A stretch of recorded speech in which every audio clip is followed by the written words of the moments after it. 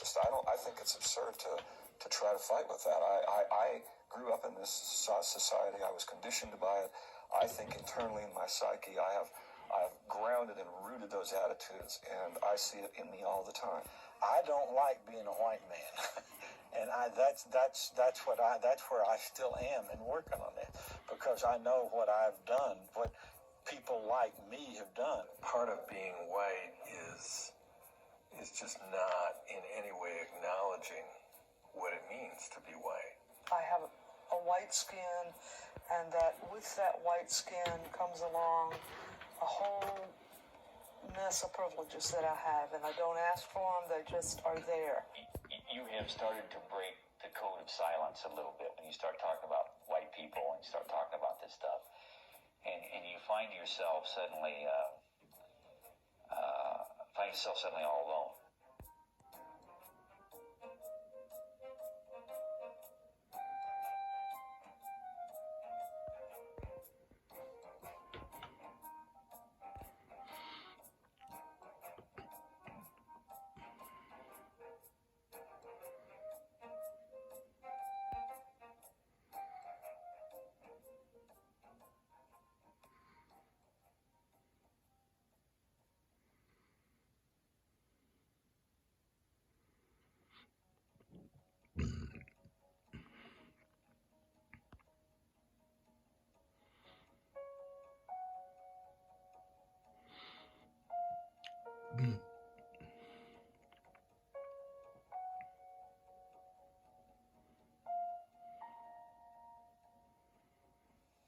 The family history, as I understand it, was really, people coming to America as a way of searching for a better life and escaping poverty.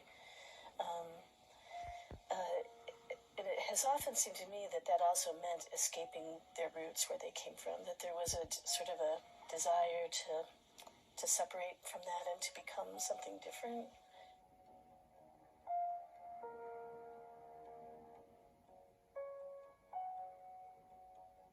That I have Scotch-Irish ancestry with a little bit of German. I'm European, and I came over 250 years ago.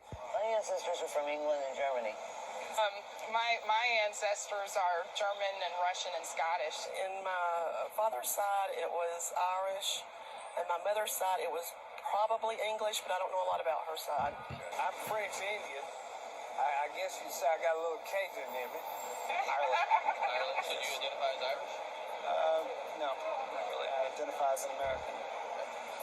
British, Scotch-Irish. Scotch, that's where my ancestors are from, supposedly, but hasn't had any impact on me. Doesn't mean anything. I think pilgrims. When I think of where did I come from, I think pilgrims, but no. But I'm sure somewhere down the line I am.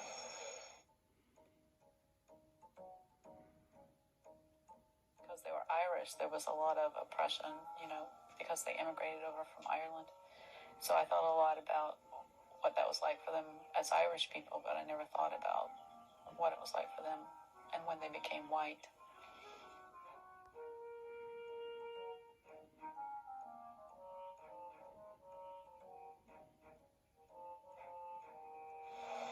Well, you can only be something if there's something else to negate it, so I guess we became white.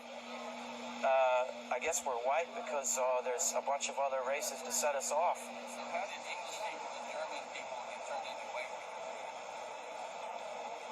Came to America. My assimilation by living. Living in the U.S. It's just the smorgasbord, I have no idea. I honestly have no idea. Do you know how they got turned into British and Scottish people? How those people got turned into white people? No. Have you ever thought about that? I'm not a history buff. I think culture did that. Over time, it's like certain words that we use in our language are not our words. They're other nations, other words that come from other languages. Yeah, how did the Irish get turned into white people then? That's a good question. I think a lot of it was early assimilation in the United States, a lot of European ethnics coming over, assimilating for a variety of reasons. Primary one being a desire to elevate their socioeconomic status. So to get jobs, to find places to live, a lot of the Europeans altered their last names to sound more mainstream. A lot of them changed the clothing that they wore, the foods they ate. So there's some might call it assimilation. I think of it more as Anglo-conformity, conforming to this kind of dominant white culture. But the reality is that those persons who are white and who are considered white and treated as such in this society, by virtue of being white and treated that way, have had to give up who they really were. If they were Russian American, my father's side of the family, grandfather's side, great-grandfather came here from Russia in 1910. He had to give up what it meant to be a Jew, a Russian Jew from Eastern Europe, to become an American, which really meant to become white. The Irish had to do the same thing. The Italians had to do the same thing. The Greeks had to do the same thing.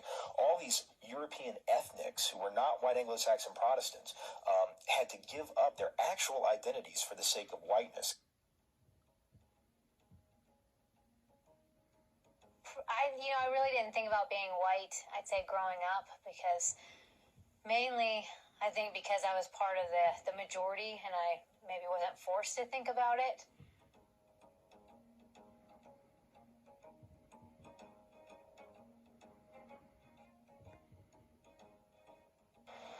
I don't think it means anything. It's just, some people might think it means better, but to me it doesn't mean anything but just the color of my skin, really. How often do you think about people being white? Not very often. I really don't think about it a lot at all. Hardly ever. It's just me. Racially, do you see yourself as a white person? No, I see myself as a person. Do you ever think about being a white person?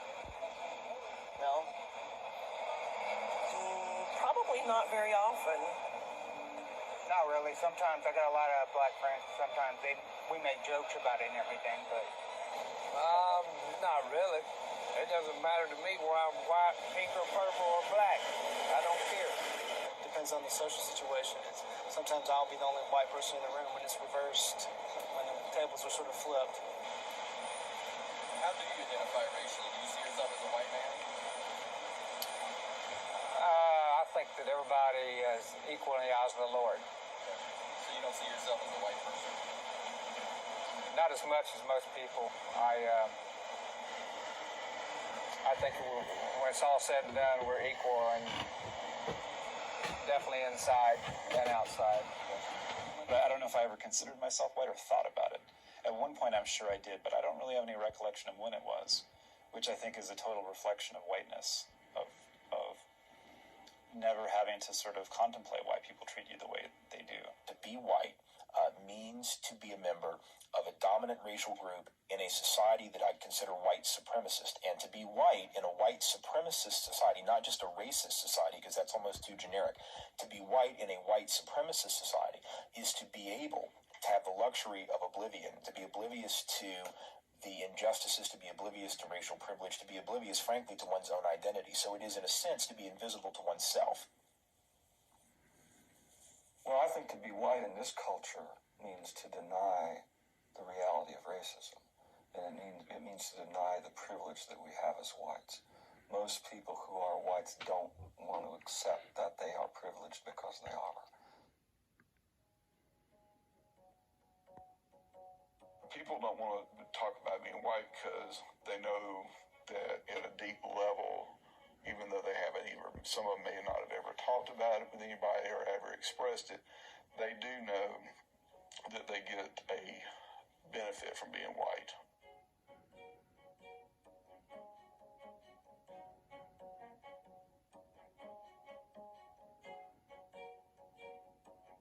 If you're white in this country, there's certain advantages that come your way, and it doesn't really matter whether you want to or not, or whether you're in touch with it or not. Now I know there are privileges that I enjoy simply because I'm white. Every minute of my life, I'm aware of my white privilege, of the fact that I have a white skin, and that with that white skin comes along a whole mess of privileges that I have, and I don't ask for them, they just are there. There are things that come to me, that belong to me, that I'm given just because I'm white, that I never wonder about, ask about, discuss. And that's the power of it, is that the privilege of expecting that I'm going to go to good schools and that I'm going to have choices no matter what, that there will always be a choice that will be probably pretty reasonable, that will work out pretty well for me. To me, it's about privilege. A lot of people get to walk around thinking that we live in a meritocracy and thinking that their own hard work is the only thing that's, responsible for their achievements. I think that it means, it has, and I think that it shapes everything.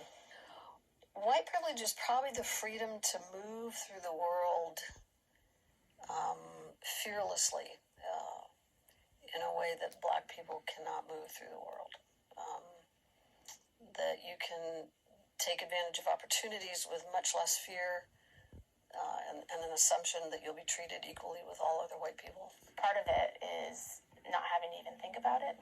And so in a way, it's sort of like the privilege of having that space in your mind free to think about other things and be concerned about other things. So it's not even having to think about race is part of the privilege.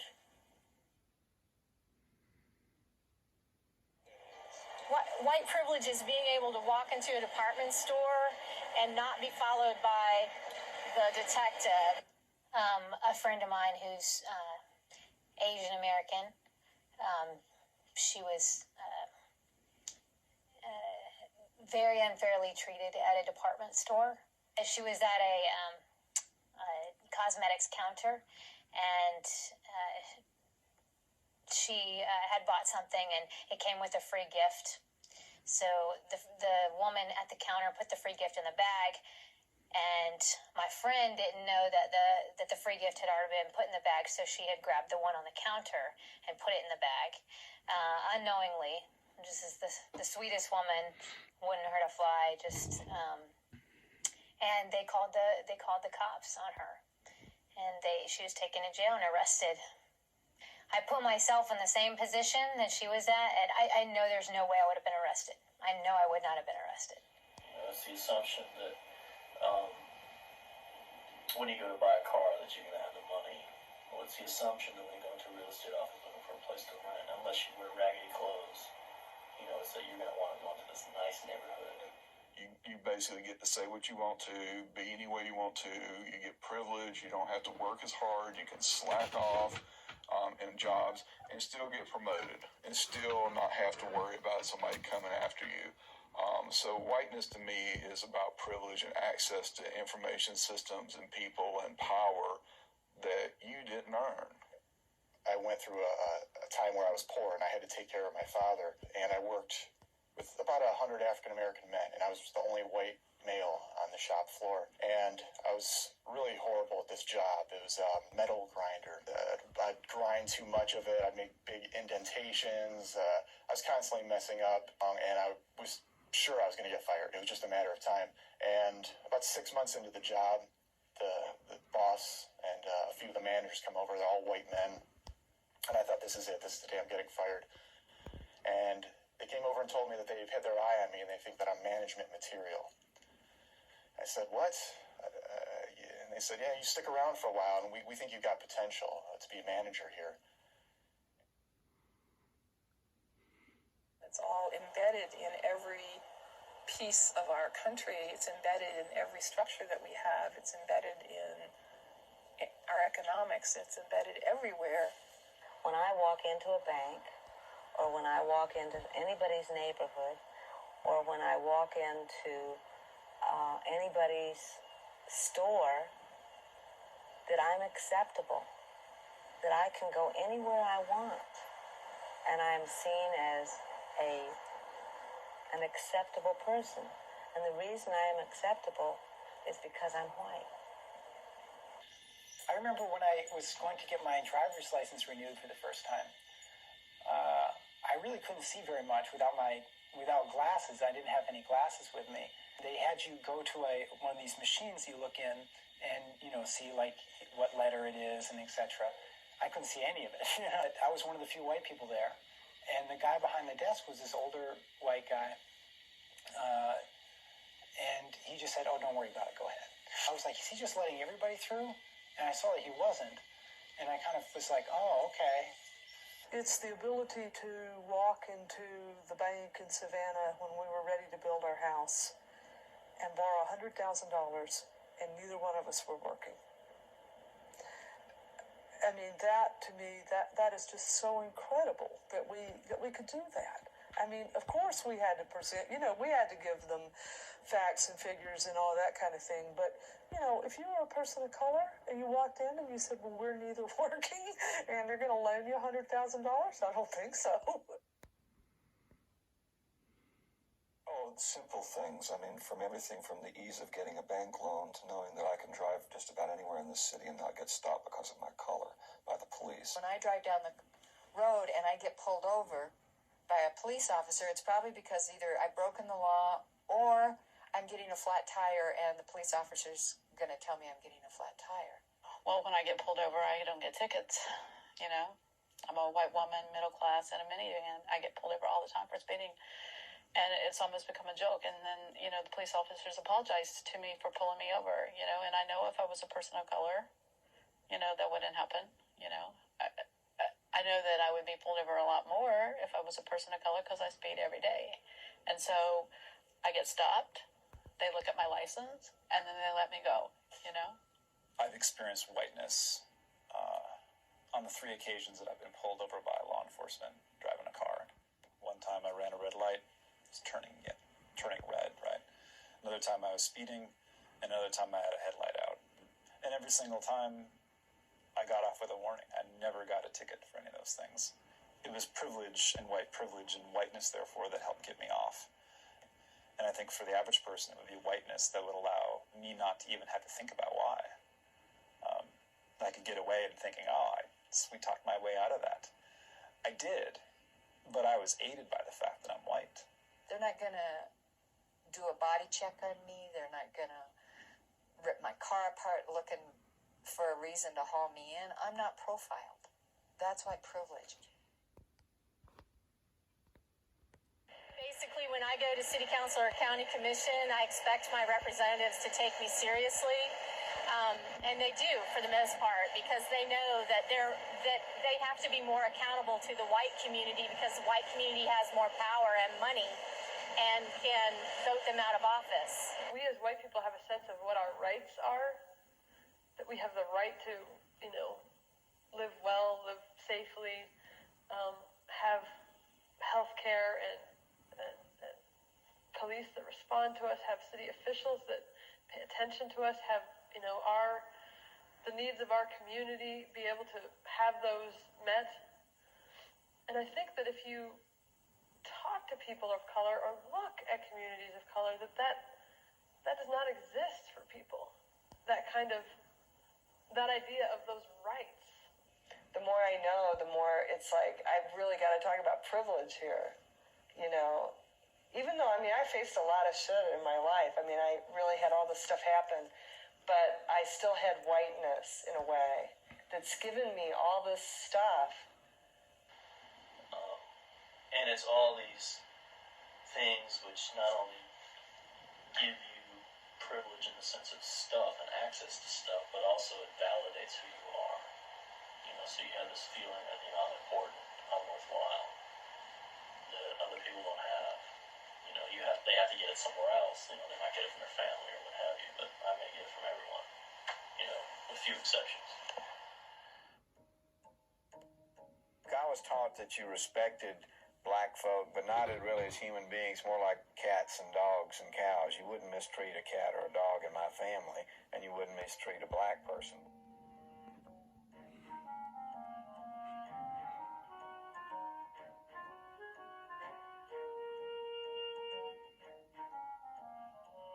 I don't have any trouble admitting that I'm a racist. I think it's absurd to try to fight with that. I grew up in this society. I was conditioned by it. I think internally in my psyche, I've grounded and rooted those attitudes, and I see it in me all the time. I'm always dealing with it. I don't think that makes me a bad person. I don't think that means that I've grounded in original sin or anything. It just means I've been well indoctrinated.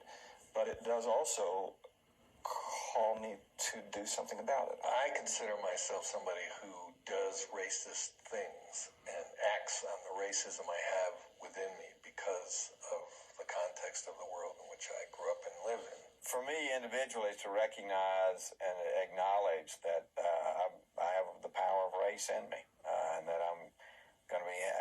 I don't believe I'll ever have a time when I look at anybody and don't see their racial classification first. Oh, I hate to admit it, but I still have thoughts that I'm smarter than some black people just because of skin color. I mean, I'm sorry, but that still crosses my mind. Stereotypes will pop in my head just like everybody else, you know. When I see somebody, a stereotype will pop up, and then I have to say, no, you know, that's a prejudice. When I'm in a classroom of students, I'll tend to look at the white students more than I'll look at the black students. And when I realized I was doing that, I was shocked. And I tried immediately to begin to train myself to stop doing that. And it was astonishingly difficult. There was something about a natural tendency to look at white faces in a way that I did not have the same natural tendency to look at black faces. And I think that's a kind of an ingrained, inborn racism, is all I can think of it as. I remember I was talking with a young man named Sylvester, and he was saying, "You're racist." And I'm going, "I'm not." He's going, "You are." "I'm not." You know, we went back and forth like that for a while. And then I had to go get refreshments. I said, "Hold on." And I went upstairs, and my mother turned to me, and she said, "Get a grip on yourself. You know, you're a white young girl. You've grown up in the racist society. You're racist. Deal with it. Move on." But that was, you know, that was an amazing gift that my mother gave me, because it allowed me to turn all of my defensiveness about it into, oh, well, maybe I am. Racism and prejudice are very different things. And all of us have grown up with prejudices. Some of us have prejudice against people of color. Some people have prejudice against white people. And some of us are downright awful about it. Because so much of the focus is on personal prejudices. That's how I think a large part of the U.S. population analyzes race matters, is between different groups of people. Well, I think it works the same way. If black people feel that white people can be racist towards them, I don't see any difference between a black person being racist towards a white person. In high school, the high school I attended was probably 60% black, 40% white, and being white in the majority black class, I was picked on and teased for that. So sometimes you come across people that feel because of what happened in the past that we're held responsible. I'm 30 years old. I wasn't around when that was happening. I know what it feels like to be subjected to anger for something that I personally never did. If we're in the wrong place sometimes, it's obvious that we're in the wrong place, we're the wrong color to be in that place, you'll hear a comment. You'll hear some things that's not so nice that you would never think that you would hear. You're a little too white to be in this neighborhood. When I was teaching, I was not privileged because I had to interact with a lot of stereotypes about white people, and I had to deal with them on that level, but I was privileged in the sense that I got the job in the first place. I think that one of the key things to understand about racism is, like Malcolm X said, racism is like a Cadillac. There's a new model every year, it's racism is a dynamic social construction, so it's always changing, it's always mutating. So people that say, well, there's no racism anymore, they're referring to racism as it existed in, 1950 or 1920 or 1910. Racism permeates every aspect of our society, and it's made, a world that we live in that's very unequal. It isn't what you personally did or did not do. And I think that's such a hard leap for white people to make, is it isn't something that I personally did, but it's something I personally have to work against. It ain't just a matter of who I am as a person or what I think or feel about other people. I think there's a hierarchy in our country that's based very clearly on skin color and on people's perceptions of what race you're in. and white are at the top and black are at the bottom, and Asian and Native American and people of sort of light brown hue are in the middle, and Latinos are down, and then blacks are at the bottom. Racism is not simply about how we get along on an individual level, but it has to do with who has institutional and social power. White people have the political and social power in our society, and that is a given. And if you pick apart social and political situations, you can see that very clearly. I think it's quite obvious. Whites get privilege and experience the advantage of being in a system that thinks white is better than folk of color, and so there's all this unearned advantage that's going on all the time. Particularly in a society like the United States, it's hard to confront racism unless you understand how, if you're racialized as white, you benefit from racism. Just because I am white and have these privileges, I participate in a racist system. And that doesn't it's not my fault. I can't help it. I'm born to it. And, and that's what being white means. But I do think and assume that white privilege is, in fact, the kind of racism that you can't avoid.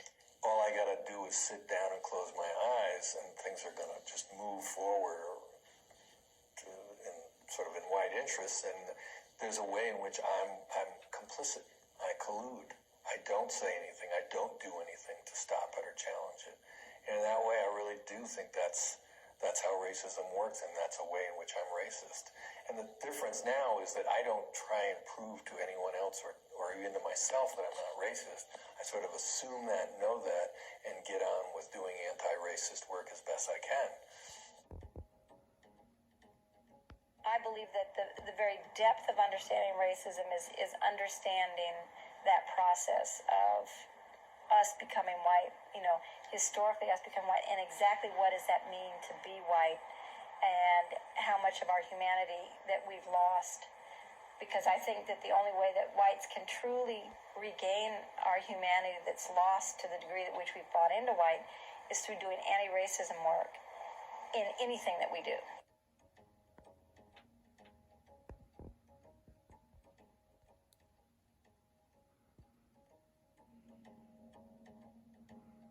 Like a lot of people, you start to learn exactly how messed up our society is in terms of racial disparity, and you realize that you're in the privileged class, and especially for me being a queer feminist woman, I in no way wanted to identify myself with an oppressor society, an oppressor group,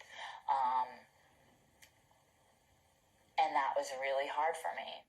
Calling myself white, that's been to actually say I'm a white person took longer than me recognizing that I was a white person, you know what I mean?